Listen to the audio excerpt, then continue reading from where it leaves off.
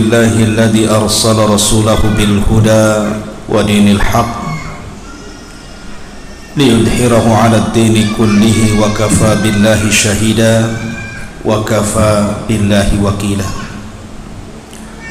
أشهد أن لا إله إلا الله وحده ربي لا شريك له وأشهد أن محمدا عبده ورسوله الذي لا نبي بعده. أما بعد. Kita lanjutkan kajian kita masih membahas tafsir dari surah-surah pendek di dalam juz amma. Kita masih masuk ke suratul Insyiqaq pada ayat ke-7. A'udzubillahi minasyaitonir rajim. Bismillahirrahmanirrahim. Fa amma man utiya kitabahu biyamini fasawfa yuhasabu hisaban yasira wa yanqalibu ila ahlihi masrura. Maka adapun orang-orang yang mengambil catatannya dengan tangan kanannya, maka dia akan mendapatkan hisab dengan hisab yang sangat mudah dan akan kembali kepada keluarganya dengan sangat senang. Wa amma man utiya kitabahu wara'a dhahri. Adapun orang-orang yang diberikan catatannya di belakang punggungnya, fasawfa yad'u subura. Maka dia akan teriak-teriak dan mengatakan, celaka aku. Wa yasla sa'ira. Dan dia akan masuk ke dalam neraka yang menyala-nyala. Innahu kana fi ahlihi masrura. Padahal ketika di dunia orang ini sangat bahagia dengan keluarganya. Innahu dhanna an la yahud. Dia sangka dia tidak akan berjumpa dengan Rabbnya. Bala inna rabbahu kana bihi basira. Salah dia, sesungguhnya Rabbnya setiap hari memperhatikannya. Ma'asyiral muslimin yang dimuliakan Allah Subhanahu wa taala, ayat 7 sampai ayat 15 ini menjelaskan kepada kita salah satu peristiwa dari peristiwa-peristiwa hari kiamat. Ketika manusia dikumpulkan di padang mahsyar, maka ada beberapa peristiwa yang terjadi. Pertama, hari kebangkitan. Semua manusia dibangkitkan. Sejak zaman Adam alaihi salatu wassalam sampai yang terakhir mati. Kemudian yang kedua, setelah dibangkitkan kemudian dikumpulkan di padang mahsyar. Setelah dikumpulkan kemudian ditampakkan seluruh amalannya. Kemudian setelah ditampakkan seluruh amalannya, barulah kemudian pengambilan kitab yang kita akan bahas pada malam hari ini. Setelah pengambilan kitab, baru proses hisab. Ada hisab yang mudah, ada hisab yang sulit. Setelah hisab baru ada proses namanya penimbangan amal. Setelah proses penimbangan amal, maka ada proses namanya al-murur ala sirat, berjalan di atas titian siratal mustaqim. Kemudian setelah itu manusia akan berkumpul di pintu-pintu surga. Maka yang terakhir ada proses jaza, balasan. Apakah dia layak masuk surga, apakah dia layak masuk neraka. Begitulah secara singkat proses-proses yang akan terjadi di padang mahsyar. Kita ambil salah satu peristiwa yang disebutkan di dalam ayat ini. Di sini Allah Subhanahu wa taala mengatakan ada orang-orang yang mengambil catatan kitabnya dengan tangan kanannya, dan mereka orang-orang yang beriman. Tapi ada juga orang-orang yang mengambil dengan catatan kiri, dengan tangan kirinya, dan mereka orang-orang kafir. Dan ada juga yang mengambil catatannya dengan tangan kiri ke belakang punggungnya, dan mereka adalah orang-orang munafik. Karena di dunia ini manusia cuma terbagi tiga. Kalau tidak mukmin, kafir. Kalau tidak kafir, maka dia munafik, tengah-tengah orang-orang yang beriman dan orang-orang kafir. Ma'asyiral muslimin yang dimuliakan Allah Azza wa Jalla, ketika manusia diberikan catatan itu, sudah saya katakan bahwa catatan itu terbagi dua. Ada catatan umum di mana seluruh umat dan nabi-nabinya memiliki catatan sendiri-sendiri. Artinya Nuh memiliki catatan bersama umatnya, Ibrahim memiliki catatan bersama umatnya satu buku. Kemudian Nabi Lut juga demikian, Nabi Syuaib juga demikian, Nabi Musa, Nabi Isa, termasuk Nabi SAW, ada satu catatan itu berkumpul. Semua catatan umat Rasul jadi satu. Jadi satu buku namanya catatan umum. Di sini Allah Subhanahu wa taala hendak membuka aib setiap orang dan hendak memberitahu kebaikan setiap orang.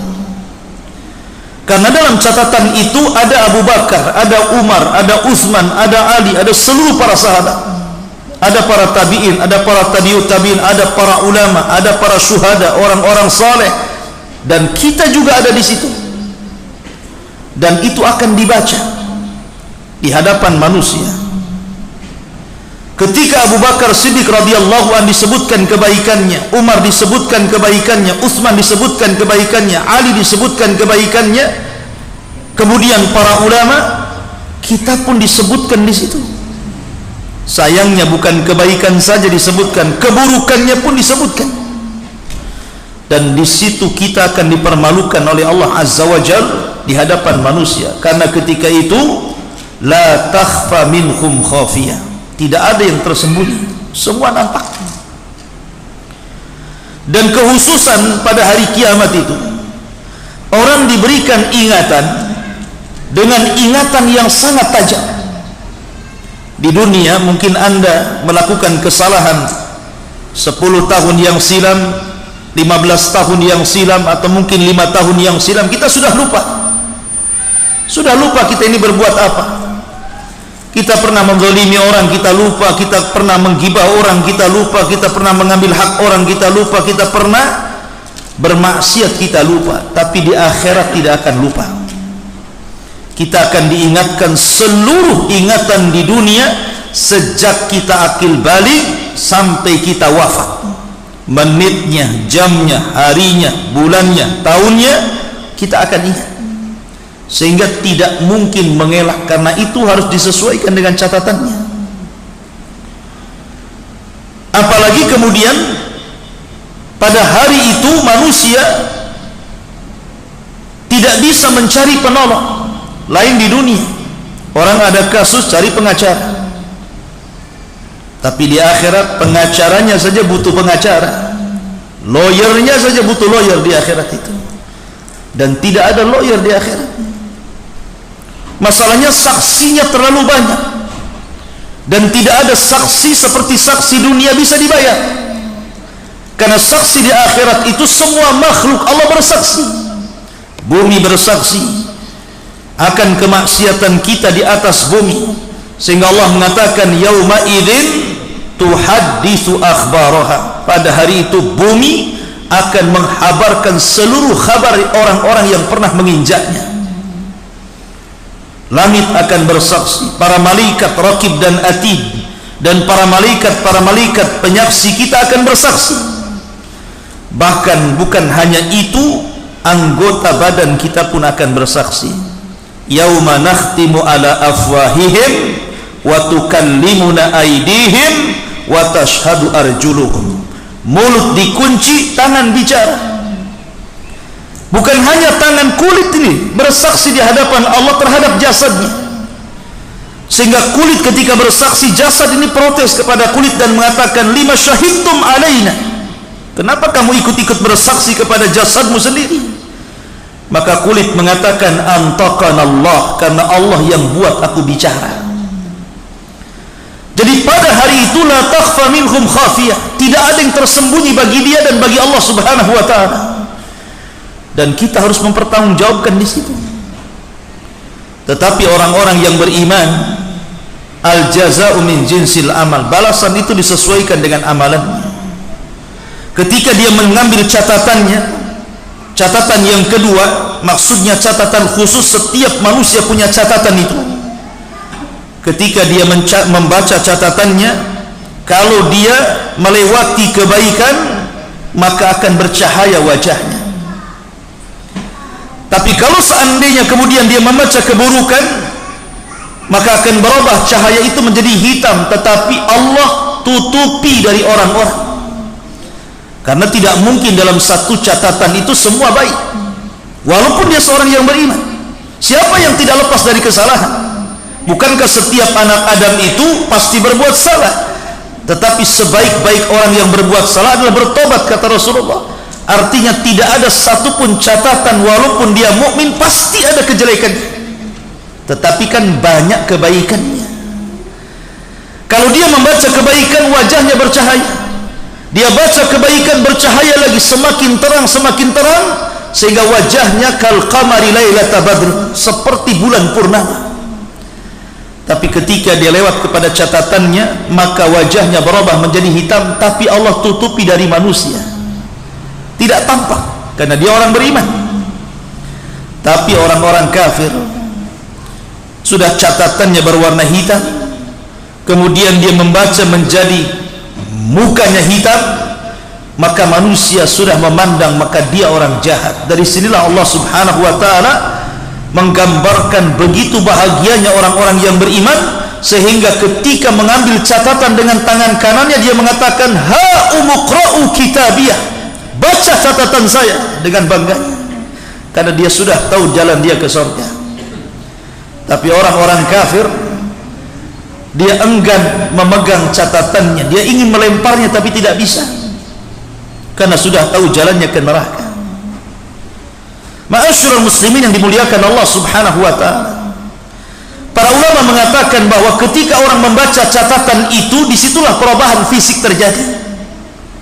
Jadi kalau seandainya yang membaca orang yang beriman, pertama wajahnya akan bersinar, kemudian badannya akan membesar, sehingga tingginya 60 hasta dan lebarnya 7 hasta, persis seperti perawakan Adam alaihi salatu wassalam.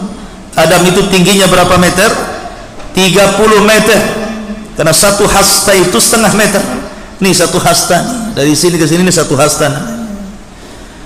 Satu hasta itu setengah meter, 2 hasta berarti 1 meter. Kalau 60 hasta berarti 30 meter. Kalau 7 hasta berarti 3 meter. 3 meter lebih. Berarti badannya kita ini akan 60 hasta, kemudian lebarnya 7 hasta, dan akan berhenti sampai di sini, tidak mungkin membesar lagi. Itulah fisik orang-orang yang beriman ketika membaca catatan. Dan dengan jasad sebesar itulah dia akan murur alas sirat, berjalan di atas siratal mustaqim menuju surga. Allah mengatakan, wa in kuntum illa wariduha, kalian akan melewati dan tidak mungkin tidak pada titian sirat itu. Tapi orang kafir beda lagi. Ketika dia membaca catatannya, mukanya menghitam, badannya membesar. Semakin banyak dosanya, semakin besar badannya, semakin banyak dosanya, semakin hitam mukanya, sehingga badannya entah seberapa besarnya. Karena digambarkan penduduk neraka itu giginya saja seperti gunung Uhud besarnya itu. Giginya penduduk neraka seperti gunung Uhud. Gimana mulutnya, gimana wajahnya, gimana badannya? Maka penduduk neraka itu akan besar wajahnya, besar badannya, dan besar perawakannya. Tapi subhanallah, sebesar itu jahanam tidak bisa penuh. Walaupun manusia menjadi besar, semakin besar karena banyak dosanya, tapi ketika mereka dimasukkan ke dalam jahanam Jahannam tidak pernah penuh. Sehingga ketika Allah Subhanahu wa taala menggambarkan tentang Jahannam, halim talati, sudahkah kau penuh wahai Jahannam? Apa kata Jahannam? Hal mim mazid, adakah tambahan ya Rabb? Masukkan saja. Ya. Menunjukkan bahwa Jahannam itu neraka yang sangat besar. Ya. Ma'asyiral muslimin yang dimuliakan Allah Azza wa Jalla. Di sini Allah mengatakan, fa amman utiya kitabahu biyamini, barang siapa yang mengambil catatannya dengan tangan kanannya, fasaufa yuhasabu hisaban yasira, maka dia akan mendapatkan hisab yang mudah. Manusia akan tinggal di padang mahsyar itu bukan sebentar. Khamsina alfasana, Allah sebutkan 50.000 tahun dalam kondisi berdiri, tidak duduk dan tidak berbaring. Kemudian matahari didekatkan di atas kepala 1 mil. Kemudian keringat bercucuran dan keringat itu menjadi kolam di sekitarnya. Ada yang tenggelam selutut, ada yang tenggelam sepusar, ada yang tenggelam sedada, ada yang tenggelam sampai ke lehernya, sesuai dengan kadar amalan. Dan dia akan berada di situ selama 50.000 tahun. Disinilah kenapa alasannya penduduk Mauqif itu tidak mungkin duduk, karena kalau duduk tenggelam dengan keringatnya, apalagi berbaring. Maka kondisi mereka hanya berdiri, ya yauma yaqumun nasu li rabbil alamin, pada hari manusia berdiri di hadapan Rabbnya semesta alam.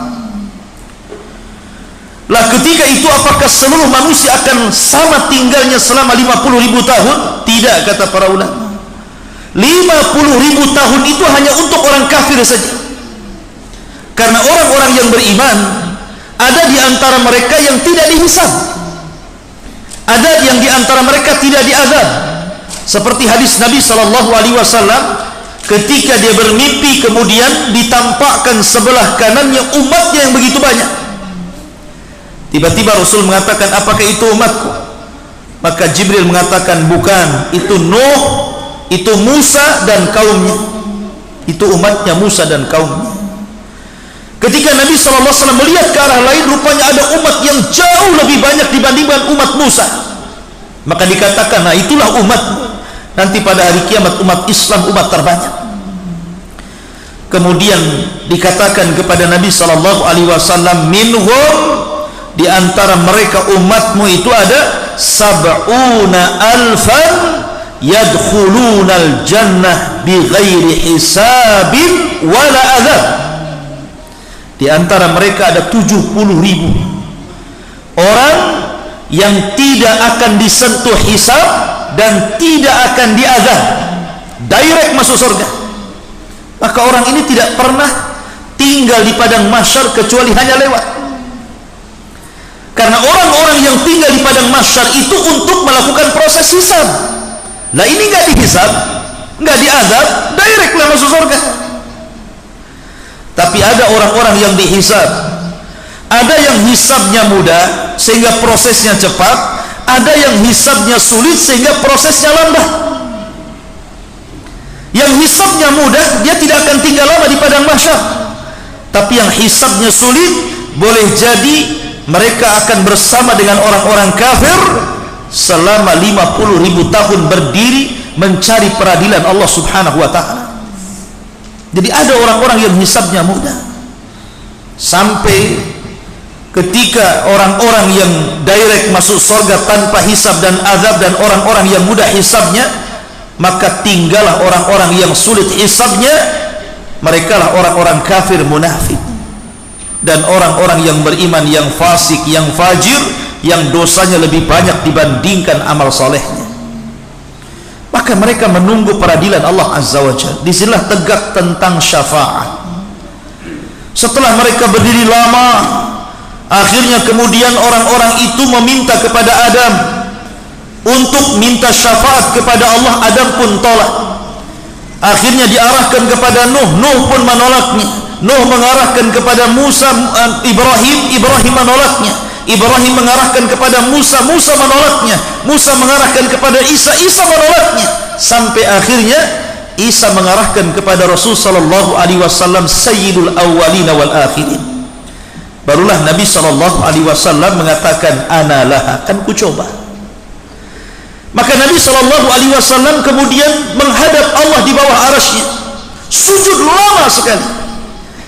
Ketika itu Allah Subhanahu wa taala berfirman kepada Rasulullah, irfa' ra'saka ya Muhammad, sal tu'ta, qul tusma, isfa' tushafa. Angkat kepalamu, katakan kau didengar, minta kau diberi, mintalah syafaat, ku berikan kau syafaat. Dari situlah terjadi proses syafaat. 7 syafaat diberikan kepada orang-orang yang beriman. Salah satunya adalah kepada orang yang masih mengucapkan 2 kalimat syahadat, asyhadu an la ilaha illallah wa asyhadu anna muhammadar rasulullah. Ma'asyiral muslimin yang dimuliakan Allah Subhanahu wa taala, wa yanqalibu ila ahlihi masrura, dan pada hari kiamat orang-orang yang beriman akan kembali kepada keluarganya dengan sangat senang dan bahagia. Allah berfirman, walladzina amanu wattaba'athum dzurriyyatuhum biimanin alhaqna bihim dzurriyyatuhum. Orang-orang yang beriman kemudian diikuti keimanannya dengan keluarganya, maka pada hari kiamat orang-orang ini akan dikumpulkan dalam kondisi bahagia. Wa yanqalibu ila ahlihi masrura. Makanya ketika kita bercerita tentang alam kubur, ketika datang orang yang tampan kepada orang yang beriman, kemudian menemani selama di kuburan, menghibur, bercanda, sehingga tidak sadar tahu-tahu kiamat sudah hampir dibangkitkan. Kemudian orang yang baik mengatakan kepada orang yang beriman di kuburan ini, sebentar lagi kiamat akan tegak. Maka kemudian orang yang di kuburan yang beriman ini berdoa kepada Allah, Allahumma aqimis sa'ah ya Rabb, cepat tegakkan kiamat, cepat tegakkan kiamat, supaya aku bisa kembali kepada harta dan keluargaku.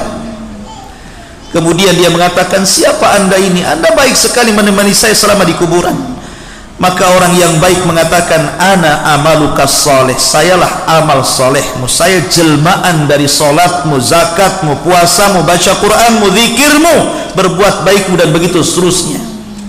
Jadi orang yang beriman akan kembali kepada harta dan keluarganya. Karena orang-orang yang beriman, dia tidak pernah membangun keluarganya di dunia, dia tidak pernah membangun rumahnya di dunia, dia tidak pernah membangun kemewahannya di dunia. Orang-orang yang beriman, dia bangun rumahnya di akhirat, dia beli tanahnya di akhirat, dia beli tamannya di akhirat, sehingga ketika dia sedang sakaratul maut, dia ingin segera berjumpa dengan rumah, tanah, taman, dan seluruh keluarganya. Kenapa? Karena tidak ada beban di dunia.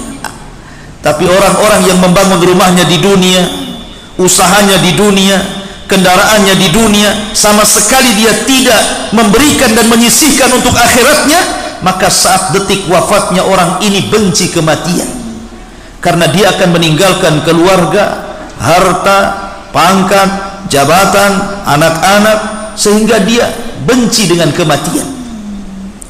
Ma'asyiral muslimin yang dimuliakan Allah Azza wa Jalla, kemudian Allah mengatakan, wa amman utiya kitabahu wara'a dhahri. Adapun orang-orang yang diberikan catatannya di belakang punggungnya, orang-orang kafir, orang-orang munafik, fasaufa yad'u thubura, dia pun berteriak, celaka aku. Baru sadar dia.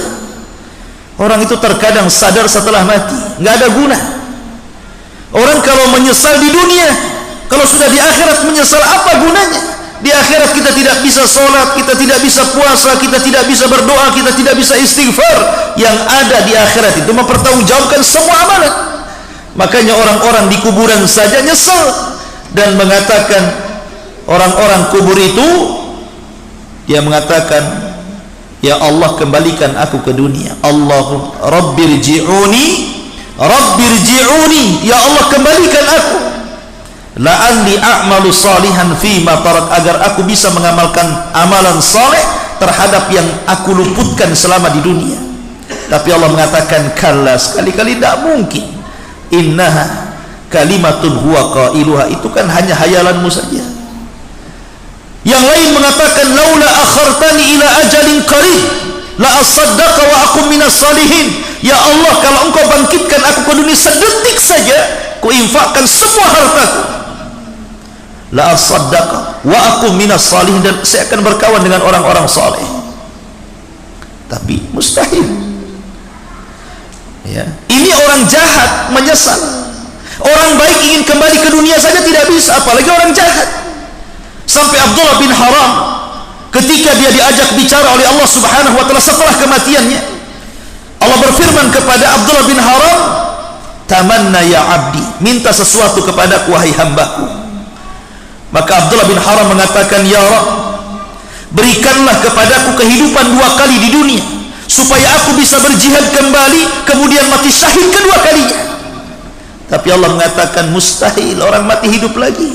Ini orang baik tidak bisa kembali ke dunia, gimana orang jahat, kan begitu ya.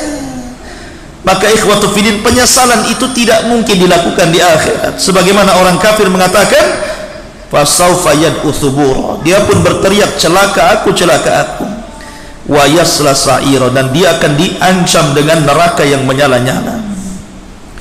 Innahu kana fi ahlihi masrura, orang-orang kafir ini di dunia dia senang dengan keluarganya. Di sini kebalikannya. Kalau orang-orang yang beriman, kesenangan dengan keluarga itu bukan di dunia, karena pasti orang yang beriman keluarganya pasti diuji Allah Subhanahu wa taala. Tapi orang-orang kafir terbalik, justru kesenangan mereka dengan keluarga itu di dunia, dan di akhirat akan diceraikan Allah Subhanahu wa taala. Sehingga Rasul mengatakan, ad-dunya sijnul mu'min wa jannatul kafir. Dunia ini penjara bagi orang-orang yang beriman, tapi surga bagi orang-orang kafir. Ketika ada orang Yahudi yang miskin, yang fakir, yang kere, datang kepada Imam Ibnu Hajar Al-Asqalani, salah seorang ulama Syafi'i, pengarang kitab syarah Sahih Bukhari Fathul Bari, pengarang kitab Riyadhus Shalihin, Bulughul Maram, dan banyak karyanya. Bulughul Maram Imam Nawawi, Riyadhus Shalihin karya Imam Nawawi, Bulughul Maram maksud saya. Jadi Imam Ibnu Hajar ini datangi seorang Yahudi fakir. Ketika itu Ibnu Hajar sedang dimuliakan di pasar, pakai kendaraan mewah, pakai baju kerajaan, digaji kerajaan karena dia qadhi di Mesir. Tiba-tiba orang Yahudi fakir mengatakan, ya Imam, bukankah dalam agamamu, maksudnya dalam agama Islam, nabimu pernah bersabda, ad-dunya sijnul mu'min wa jannatul kafir, dunia ini penjara bagi orang yang beriman dan surga bagi orang kafir. Kenapa pula saya tidak pernah mengalami kebaikan seperti anda? Dalam pandanganmu saya ini kafir, harusnya saya yang senang. Dalam pandanganmu anda ini mukmin, harusnya penjara. Kenapa anda senang, saya susah, katanya. Kata Ibnu Hajar Al-Asqalani rahimahullah tadi yang mengatakan, adapun dengan kesenangan yang saya miliki, memang saya digaji pemerintah, saya diberikan fasilitas pemerintah, diberikan gaji pemerintah, baju bagus, kendaraan bagus, tetapi dunia masih penjara bagi saya. Saya belum bisa lepas sholat, saya harus tetap sholat. Saya belum bisa lepas puasa, saya harus tetap puasa. Saya harus tetap sedekah, zakat, zikir, baca Quran, mengajar, talabul ilmi. Saya tidak bisa meninggalkan itu semuanya, karena seorang mukmin tidak mungkin kenyang untuk beramal soleh sampai kedua kakinya masuk ke dalam surga. Tapi dirimu sesusah ini di dunia, kamu masih surga dibandingkan dengan akhirat yang menunggumu dengan api yang sangat besar yang akan melahapmu. Bersyukurlah kau masih hidup di dunia. Dunia surga bagimu. Kalau kamu mati masuk neraka lebih payah daripada sekarang kau hidup di dunia, katanya. Tapi diriku dibandingkan dengan surga, kenikmatanku ini nggak ada apa-apanya.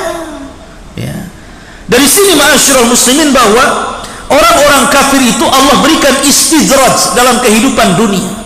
Jadi jangan sedih kalau antum melihat ada orang kafir, kerjanya bagus, gajinya besar, rumahnya gedong, kendaraannya bagus, istrinya cantik, anak-anaknya banyak, tidak ada masalah, bahagia terus, jalan ke sana kemari, tidak perlu sedih.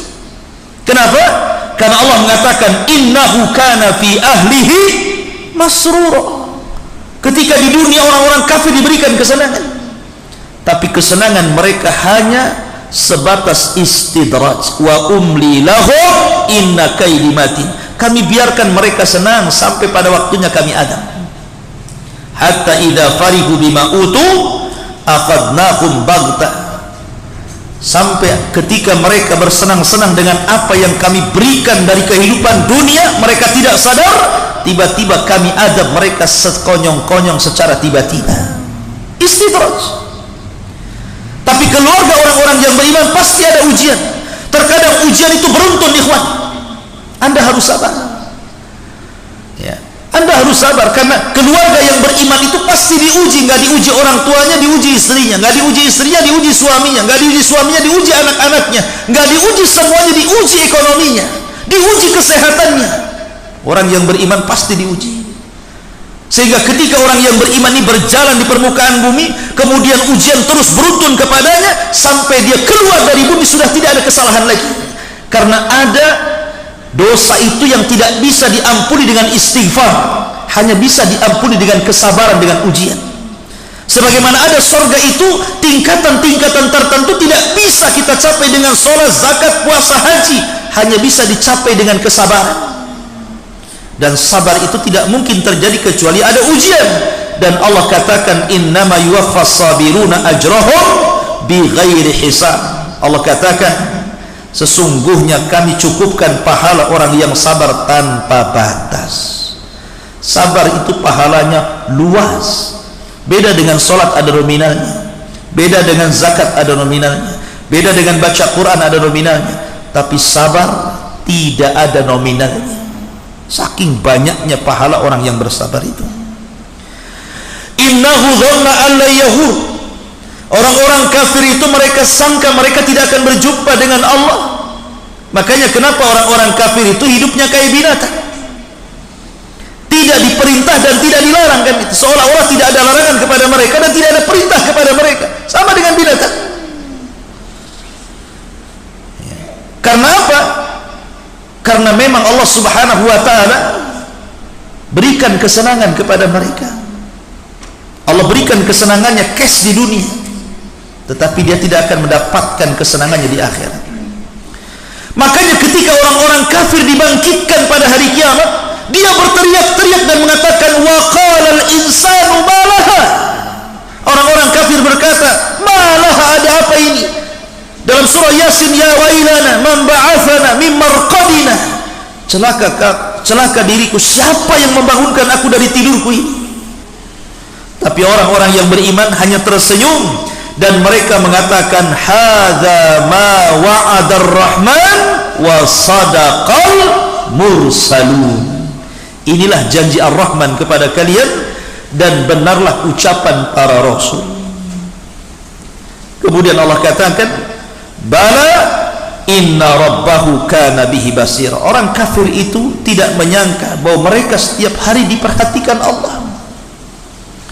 Allah maha melihat, Allah maha mendengar, Allah maha mengetahui. Makanya orang-orang yang beriman sangat yakin. Ketika kita yakini Allah maha mendengar, maka orang yang beriman yakin bahwa setiap ucapannya didengar Allah. Ketika orang-orang yang beriman mengatakan Allah maha melihat, maka setiap perbuatannya dia yakin sedang dilihat Allah. Makanya terlahir menjadi orang-orang yang baik. Ucapannya tidak keluar kecuali santun, perbuatannya tidak keluar kecuali akhlak, dan begitu seterusnya.